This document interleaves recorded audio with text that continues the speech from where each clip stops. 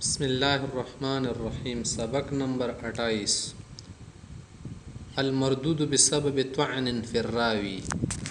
ها حدیث چې په راوي باندې طعن لګیدلی هغه دی وجه نه مردود دی. هغه ولا قسمونه او هغه کې موضوع بیان کړي چې موضوع چې شتل شي. اوس ورپسې دویم قسم د متروک د تبین چې متروک چې شتل شي. خای اذا كان سبب طعن فی الراوی وهو التهمة بالكذب.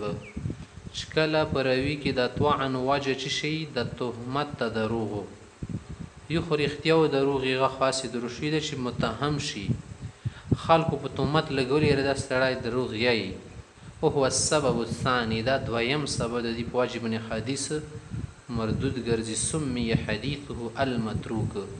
د سې کس ول حدیث ته متروک لشي پرې خودلې شوی خلک چې دا پرې دا سړی خاتم ده معنا چې دی هغه ول شان ډیر په توجه او اهمیت سره خلک نه اخلي. تعریفه لغتن د دې معنا چې دا اسم مفعول من الترك. ترك يتركون مفعول صيغه ده.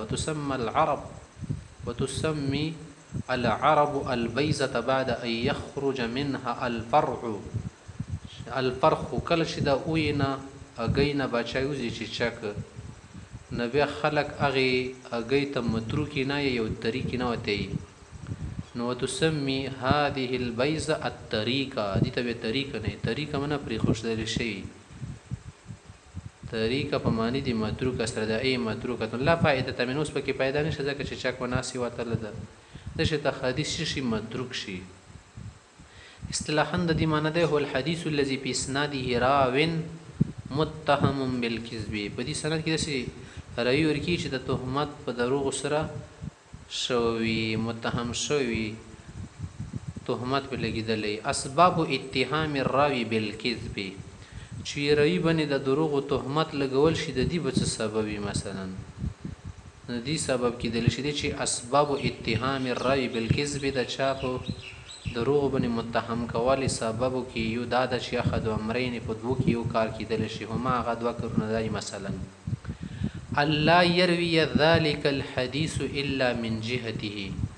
چې دا حدیث د خپل جانب بیان کی بل چا سره نوي او داسې حدیث راوړي چې ويكون مخالفا للقواعد المعلومه چې کومه د شریعت معلومه قاعده دي مسلمي قاعده دي عامي قاعده دي علما ورو بسلي دي دیغه خلاف وي نه عامي قاعده دومره معتبري قاعده دي کنه چې هغه ډېرې کمې دروغ کېدلې شي او ډېرې صحیح دي کنه لکه ته چې الاصل براءه الذمه اصل شای ذمه بری کېدل دي اندشه تجلب منفعتنا مخي دفع مضرت ضروري ده. ایسر البلیتین به اختیار کوي لکه کله دوه مصیبتونه راشي اوس د معلومي قاعده دي د دې خلاف دا نه قبلای وي. نمبر 2 دا سبب هم کې دل شي چې يعرف الراوي بالكذب في كلامه العادي چې عام خبرو کې د دې سړي دروغ ملوشي چیرې دا سړی دروغ یي حدیث دین و غیره شیانو کې دروغ نه یي کنه خو عام زندګي کې دروغ یي غب شپ کې چا سره خبرې تعلقات ساتي نشیده شي تکرونه کوي دینه به خال دیغه ولا شیانو بني صحیح یقین نه کوي لکن لم يظهر منه الكذب في الحديث النبوي. په حدیث شریف کې ونه دروغ نه وي ظاهر شي خام خبرو کې چې کوي کنه سړی به مشکوک شي. مثال د دې مثال وګورئ حدیث عمرو بن الشمر الجعفي الكوفي عن جابر سيدنا نقل کوي عن ابي طفيل عن علي وعمار قال دوړ نقل کوي چې دوی د کان النبي صلی الله علیه وسلم يقنط في الفجر. فجر کې پیغمبر سم قنوت دعایله ويكبر يوم عرفه من صلاه الغداة. عرفه په ورځ صبحي منځ کې تکبیر به کول وخت او صلاه العصر اخر ایام تشریق. نو سو ګره دا حدیث شته عام شیانو کې متروک ځکه عام شنده شیطان نه دي. وقد قال النسائي والدارقطني رحمهم الله وغيرهم من المحدثين الكرام من عمرو بن شمر مبارک دا ټول یری دي متروک الحديث. دا کس شده متروک الحديث د دې حدیثونه شوګ نه اخلي نه خپلې ځانته عمل کې نه اخلي. رتبته د متروک حدیث سره رتبه او درجه وي. مر بنا پیله د خبره ترشیده چې ان شر الضعیف الموضوع په ضعیف حدیثونو کې بدترین قسم موضوع دی. ویلیه المتروک دویم قسم چې ته نږدې وي متروک ته، ثم المنکر بیا منکر ده، درجه به درجه، ثم المعلل بیا معلل ده، ثم المدرج بیا مدرج ده، ثم المقلوب بیا مقلوب ده، ثم المضطرب بیا مضطرب حدیث ته. کذا رتبه الحافظ ابن حجر رحمه الله. حافظ صاحب دا شی د دې ولا درجه بندي کړی ده. دویم قسم بیان شو. دریم قسم هغه چې د المنکر منکر حدیث ته. منکر حدیث شتل شي دی چې ځکان سبب الطعن فی الراوی فحش الغلط او کثرة الغفلة او الفسق. کای وروي کی غلطی ډیره زیاته شي، فاحشه غلطی دي نو شي. فاحشه غلطی خو پیژنې کنه، لکه یو سړی ده په جواته باندې الفاظ ټول غلطی ای، لکه برقا ټکه ده برقع ده وته بوکرا بوکری نه وته انده شته چلینچی وسمره واضح ټکه ده چلمچی زه غلط ټکه شو. فاحشه غلطی دار سړی په پیږي. کب تا کب دی ته کوپ نه نشي الکوپ. کبه ته انګلیش لټکه راخلی به بل خبره سی او پی کوپ بیا پړوال شي. سی یو پی کیوپ کوپونه جوړ کی. زنه جواته غلطی وي، لکه اوس اجماع د اجماع د دوی محدثون په دی باندې جما د جما خو نشیل اجماع شي پخش الغلط تل شي چې وا عامه د سی غلطی وا کې عام سړی په دی پیږي سره د ټکه غلط یاله ده. لکه متروک حدیث دي ته وي چې متروکونه جوړ کی، مشکات دي ته جوړ کی، مشکاوات یا مشکوت وي مشکوت.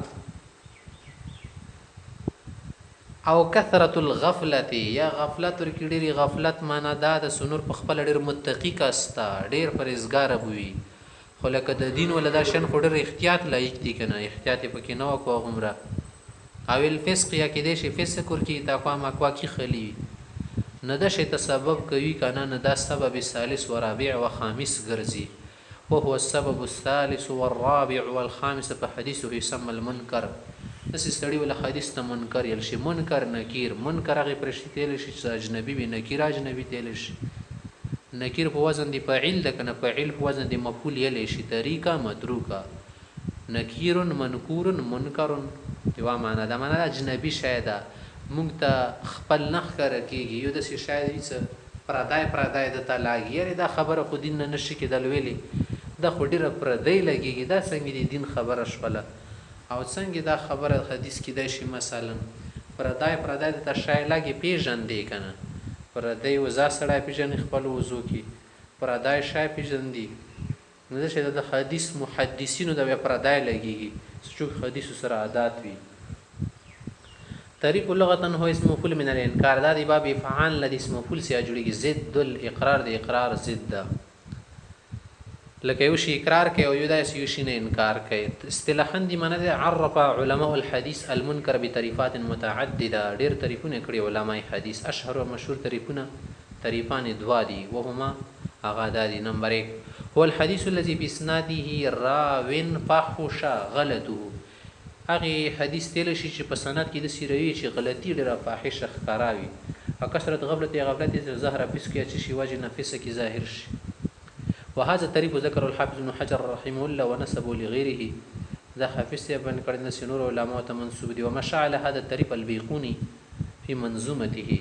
بيقوني رحم الله په دغه طریق باندې لاړ دی. هغه په خپل نظم کې دا شی دی په قول ومنکر الفرد به رابن غدن تعديله لا يحمل التفرد. هو ما رواه الضعيف. دویم طریق دا چې یو ضعیف حدیث سړی ویروي وي هغه یو حدیث بیان کې خود شي ته حدیث راوړي وي چې مخالفا لما رواه الثقه، یو معتمد قابل او قابل اعتماد کس وي هغه خلاف وي دا هغه چې کوم حدیث بیان کړی دا هغه سره جوړ نه خوري. وهذا الطريق هو الذي ذكر الحافظ ابن حجر رحمه الله واعتمده فندي بن اعتماد او یقیني کړ او په زیادت علی طریق الاول دا ونه لګ زیات ته وهي قید مخالفت ضعیف لما رواه الثقه. دي کې دا قید شتا کنه چې ضعیف د ثقه مخالفت وکي.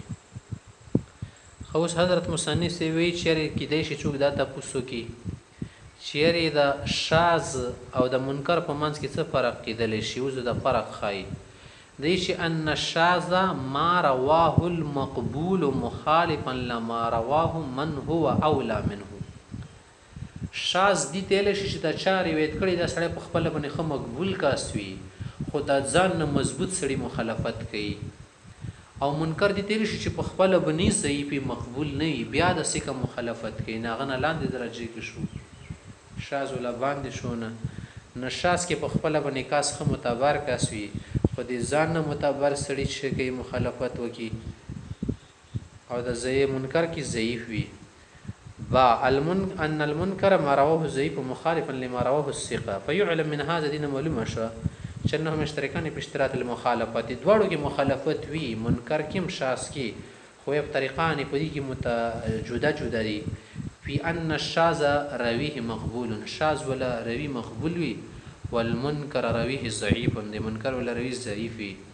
قال ابن حجر رحمه الله وقد غفل من سوى بينهما چې د دوړه سره برابر کړی دی هغه د خبر نه غافل دي.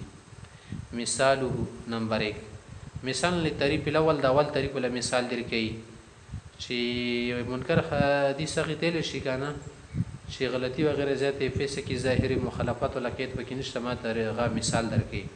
مرواه النسائي وابن ماجه من روايه بالذكير يحيى بن محمد بن قيس عن هشام بن عروة عن ابي عائشه رضي الله عنها مرفوعا. اوس دلته کې د سوګری دی حدیث کې کولو البلح بالتمر بلح په کجوري سره خوري فإن ابن آدم اذا اكله غضب الشيطان چې کله بني ادم د وخړل نو شیطان په دې ډېر خپه شو چې دا شیطان شای ولی وخړو. اوس وګوره دا حدیث شته منکر ده ځکه چې سیکه وغیرہ خبرو سره جوړ نه خوري او هغه نه علاوه دا خبره د سلاګي کنه ته به شدي دې ولروي غفلت کړه د دې خبرې کې. قال النصير مولا فرمای هذا حديث منكر تفرد به ابي ذكير ابو ذكير خپل بیان کړی د بس بل څوک سره نشو شیخ صالح په خپل خنیک صالح دی اخرج له مسلم په المتابعات متابعاتو کې مسلم شریف دغه حدیثونه وروړي دي خو غیر انه لم يبلغ مبلغ من يحتمل تفرده خدا کس د هغه سړي درجه ته نه رسیدل هغه رویانو ته چې د غول تفرد برداشت کولای شي د دې ول تفرد قابل برداشت نه دي. مثال لطریق ثانی د دویم طریق مثال تخای ما رواه ابن ابي حاتم چې روایت کړ دی من طریق حبیب بن حبیب الزیاد یا الزیاد عن ابي ساكن العزار بن حريث عن ابن عباس عن النبي صلى الله عليه وسلم قال من اقام الصلاه واتى الزكاه وحج البيت وصام وقرى الضيف دخل الجنه. قال ابو حاتم سے فرماتے ہیں هو منکر حدیث ہے لان غیر من الثقات نور چې کم سکه رویان دي رواه عن ابي ساق موقوفا او موقوف نقل کړدو المعروف هم د شتا مشهور ده.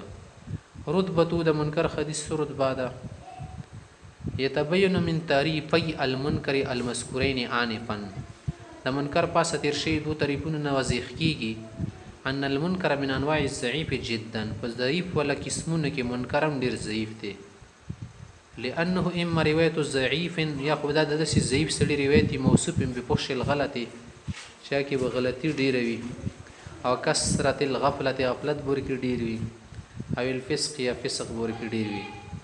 واما روایت الضعيف کبدس ضعیف سړي روایتي مخالف فی روایته تلک لروایت الثقه چې په خپل روایت کې د ثقه ولا روایت سره مخالفت کوي نو د کی زو پراولو کنه وکیل القسمین فيه ضعف شدید دوړو قسمونو کې ضعف ډیر ده. لذلك مر بنا ځکه موږ ته دا خبره تیر شوی ده په بحث متروک ولا بحث کې چې ان المنکر یاتی فی شدت الضعف یا ضعف بعد مرتبه المتروک چې متروک مرتبه نه بعد بیا چې کومه درجه د ضعف ول رسی کنه هغه به ده منکر ولا ده.